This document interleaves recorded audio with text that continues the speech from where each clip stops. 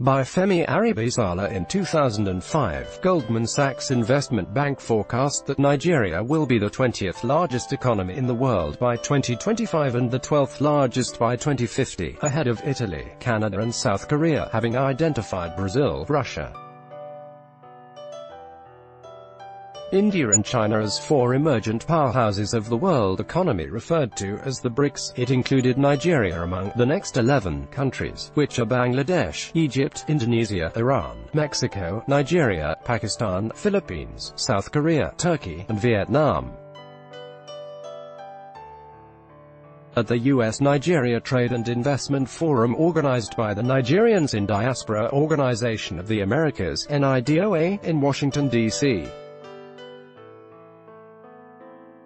In 2012, President Barack Obama of the United States acknowledged Nigeria not only as a strategic center of gravity in Africa, he went further to proclaim the country the world's next economic giant. With the rebasing of the country's GDP, Nigeria emerged as the biggest economy in Africa, surpassing South Africa.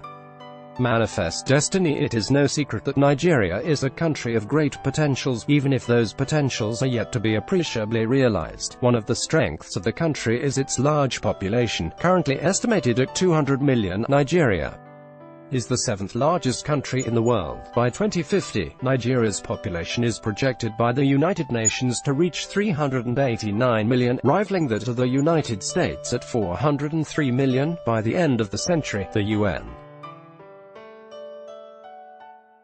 projects that Nigeria's population would be between 900 million and 1 billion, nearing that of China, which would then be the second most populous country in the world after India.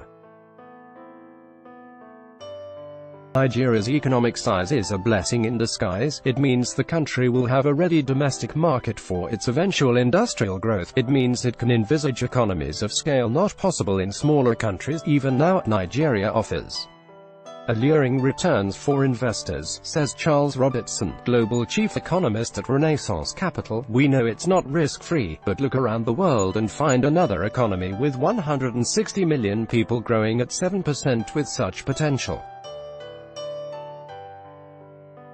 It's a struggle to find them. Countries go to war to acquire the kind of real estate that is Nigeria. This makes it all the more ludicrous that there are noises coming out of southern Nigeria demanding that the country should be divided. The most ethnically jingoistic of these is the insistence that Nigeria would be better off without the north. It would appear that some southern Nigerians have been intoxicated by oil. Since there is no oil in the north for now, they conclude that the north is no more than an albatross on the neck of the south and castigate it as a region defined by dependency. This view is nothing short of idiotic. No serious-minded country relinquishes a region as rich and as resourceful as northern Nigeria. Without the north, Nigeria's much vaunted potentials would vanish. Without the north, Nigeria would be nothing more than yet another balkanized and insignificant African country, or group.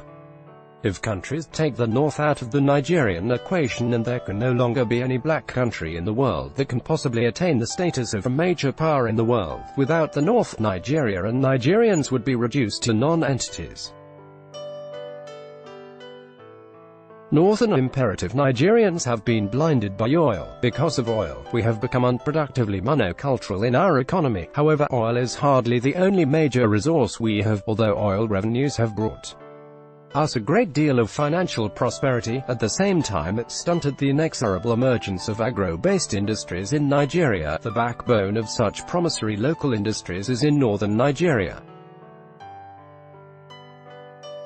The north is the breadbasket of Nigeria. A significant proportion of the food we eat down south comes from the north. The north occupies 70% of Nigeria's land mass, giving it comparative advantage vis-a-vis the south in terms of agriculture, raw materials and livestock. A large chunk of the north is arable and supportive of year-round food production. Thanks largely to the north, there is no tropical agricultural crop known to man that cannot be grown in Nigeria. With a transition from subsistence to mechanized agriculture, northern Nigeria alone can produce enough food to feed the whole of Africa.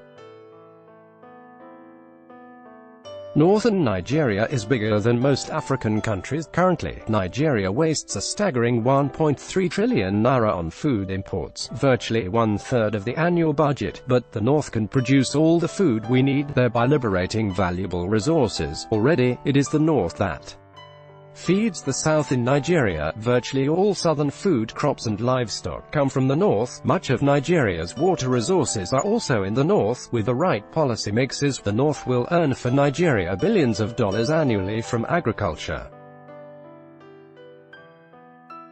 Our Niger Delta brothers should not get too carried away by their oil. If their oil is a national resource today, so will northern agriculture and agro-allied industries be national resources tomorrow. Oil is a wasting asset. Short of new discoveries, Nigeria's oil will expire within the next 50 years. However, northern agriculture will never expire.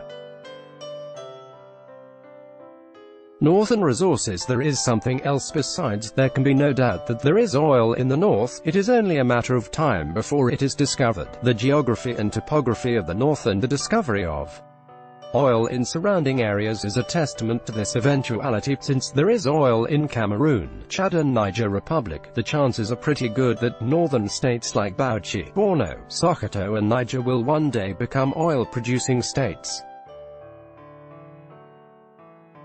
Moreover, the North is rich in mineral resources, far richer than the South. There is gold in Zamfara, uranium in Taraba, tin ore in Plateau, columbite in Nasarawa, iron ore in Kogi, gypsum in Gombe and limestone in Sokoto among others. Hydroelectricity for the country is provided from Kainji Dam and Shiroro Gorge. There are game reserves in the north including Argungu, which make it a potential money spinner for tourism, a possible Kenya in the making if we can get rid of the scourge of Boko Haram and marauding herdsmen.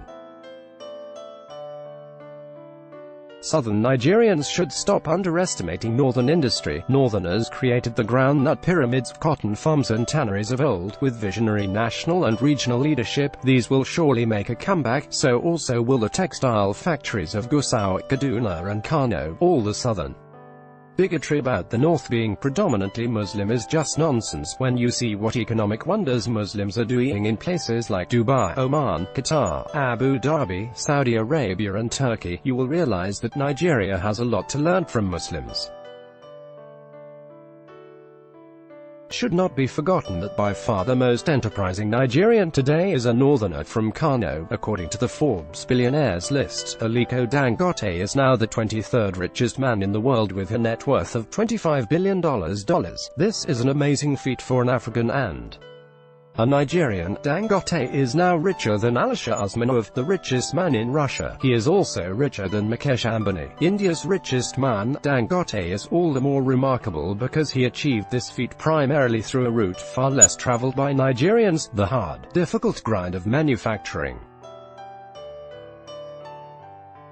The northern problem is the Nigerian problem. It is the problem of bad leadership. Northern politicians and military leaders have been the bane of the north and of Nigeria. They have grown fat at the expense of the poor. They have deliberately kept the poor uneducated, preferring to feed them from the crumbs falling from the table. But as Boko Haram bites deeper, this too shall pass. A new generation of northern leadership is emerging. An example of this is Rabiu Kwankwaso of Kano, who, by all accounts, redeemed his first term as governor with his second term.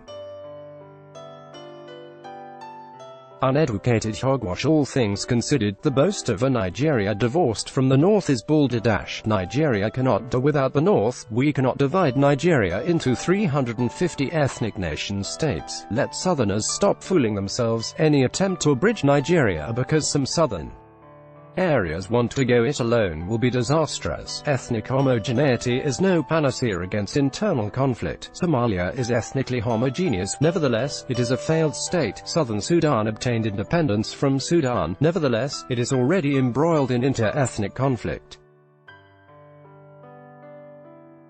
There can be no romantic Oduduwa Republic, unless we foolishly ignore the long history of Yoruba wars, try to turn back the clock, and the Egba, the Akiti, the Ajebu, the Ajesha and the Iloran will start locking horns yet again. Even recently, there were daggers drawn between the IFE and Modekeke in Osun. There can be no return to Biafra unless we pretend that the differences between the Aguleri and the Umaleri in Anambra are that between the Eza and the Azulu in Ebonyi are fiction. The Igbo have never been united. Historically, they were organized into separate and autonomous republics. Biafra itself had problems with its ethnic minorities.